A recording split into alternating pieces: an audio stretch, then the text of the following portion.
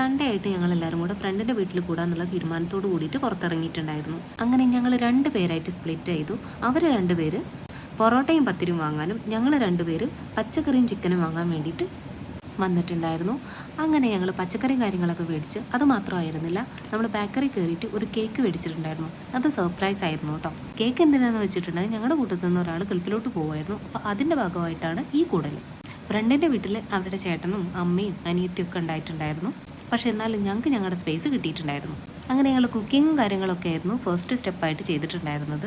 Chicken കറിയും chicken വറുത്തതും അതുപോലെ തന്നെ പൊറോട്ടയും ചപ്പാത്തിയും ആയിരുന്നു ഞങ്ങളുടെ ഫുഡ്. അങ്ങനെ ചിക്കൻ്റെ പരിപാടികളൊക്കെ കഴിഞ്ഞതിന് ശേഷം ഞങ്ങൾ തീരുമാനിച്ചിട്ടുണ്ടായിരുന്നു അവിടെ ഒരു അമ്പലക്കുളമുണ്ട്, അതിൽ പോയിട്ട് കുളിക്കണമെന്ന്.